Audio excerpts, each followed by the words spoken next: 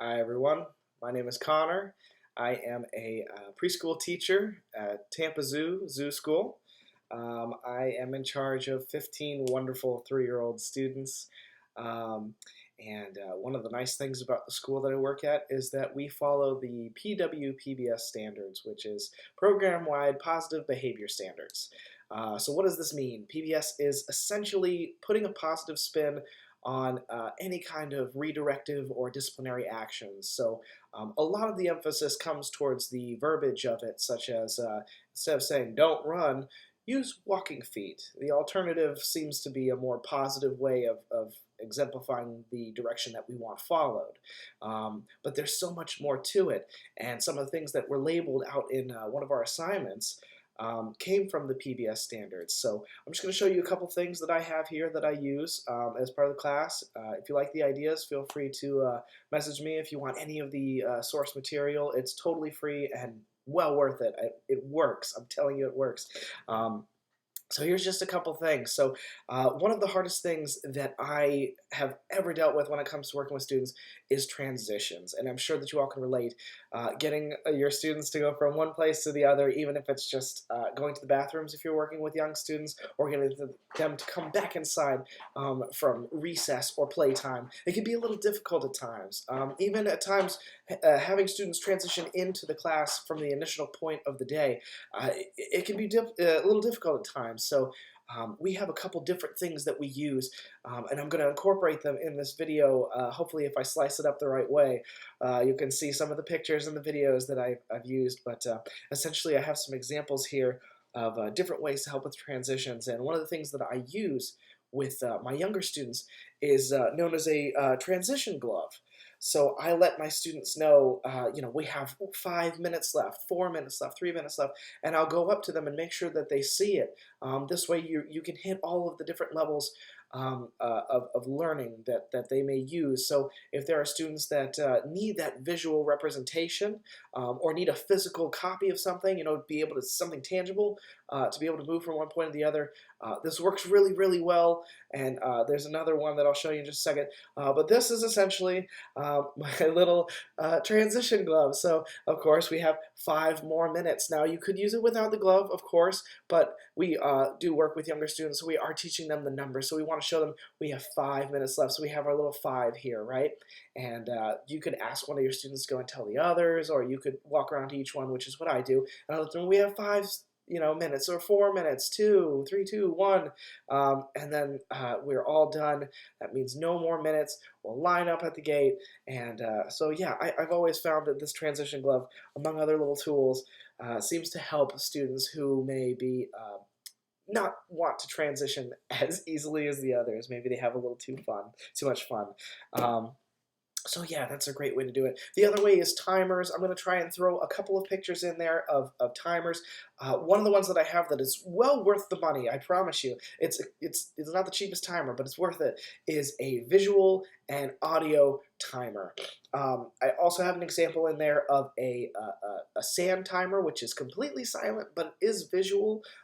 So, there's that aspect, and the students are really good at using it and understanding it. But the the visual and audio timer essentially flashes different color lights, and then it goes green for it's okay to play, yellow, it's now time, 2 minutes, 3 minutes, whatever kind of warning you want to give them, and it flashes yellow, and then it turns red and makes the loud noises, and not too loud. It's not like anything like that. You can use volume control on it, so if you have anyone that's a little audio sensitive, but it starts flashing red. So something, obviously, the colors are applicable every day. We see them on traffic lights all the time. Sorry for my cat in the back. She's just trying to figure out what's going on.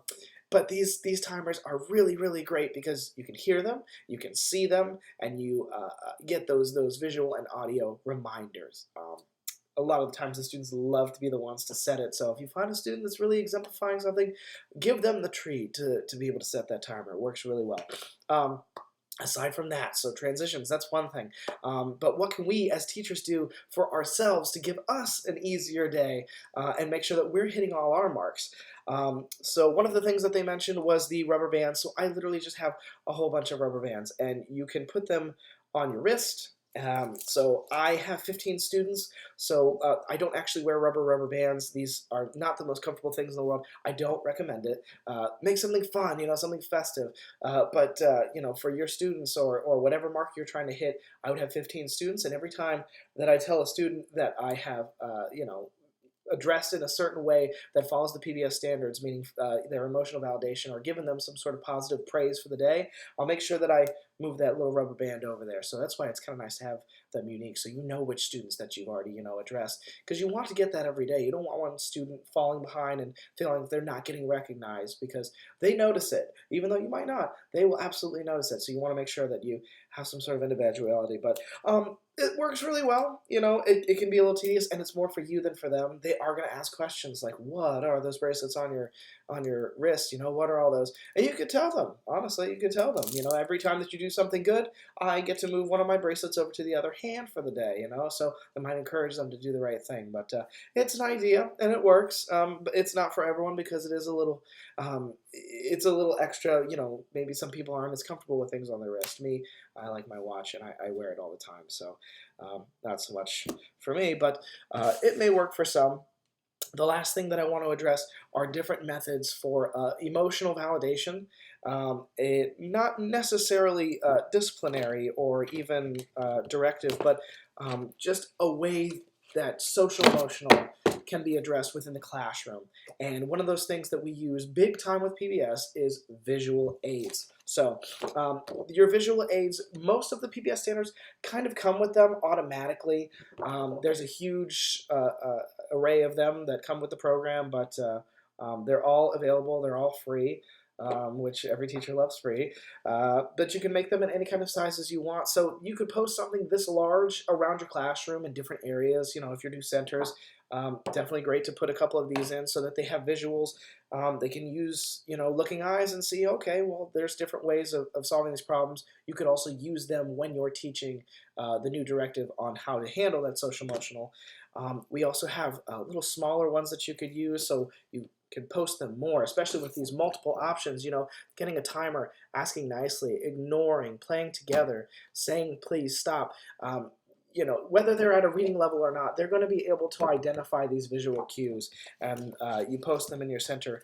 You can also make them super, super small, and then take it on the go with you. You just make a little keychain, put it around your wrist, put it on your belt loop, wherever you want, and you can go through them. So let's say that we have two students that are fighting over a toy that day. Well, we can look through all these and say, well, here's our options. We could trade, right? Or we could share, these, and you just run through all these, and then you let them decide which of these options would work best for them. These are ways that they get to solve the problems themselves. You're just showing them the options, and that's essentially what you want through the PBS, especially, is to let them be the ones to solve their own problems. Let them be the one to receive that positive praise for something that they did on their own. They want that individuality. Again, with social emotional, if the whole trading and things don't work and someone decides to have a meltdown, we love to use this little guy called Tucker Turtle, and there's different things and scenarios that Tucker Turtle uses.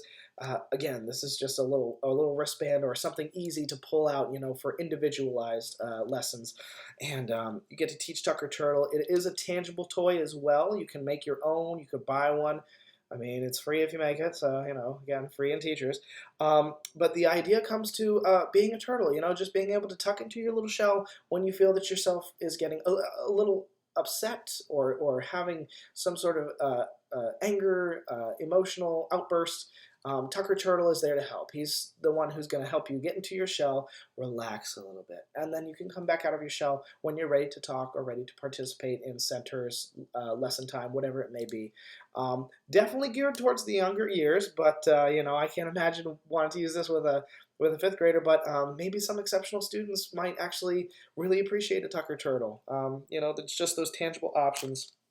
And then last but not least, my favorite thing, I'm going to try and post a picture on here as well of this because we made a whole board of it, is known as the Super Friends. A super friend. It's something so simple, but it works on all different levels. I mean, you could use it all the way up through, probably don't use it with high schoolers, but anything up through, middle school. Why not? You could be a super friend. You earn these, right? You get a whole bunch of tokens. Or what I use are little notes, post-it notes. You write down what it was that made them a super friend for the day.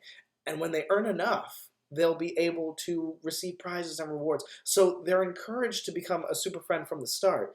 And they're going to be so proud, especially the younger kids are going to be so proud of themselves when they earn this for the first time of the week. And then they get to cash it in, earn a prize. And that's going to continue on promoting what it is that we want is for them to want this super friend idea. And the only way that it really works is using that positive praise that PBS standards like to incorporate. So essentially, the right verbiage, the right visuals, the right tangible objects that you can use, anything to encourage students to be that positive change and to allow them the option of solving their problems with other students and peers and adults really makes a world of difference. PBS is an amazing program. I'm so glad that I'm a part of it, and I'm really glad that I got to share some of these things with you. Again, feel free to message me through any of the boards or emails if you want any of these tools or have any questions. So yeah, that's all I have for now. Thanks for listening.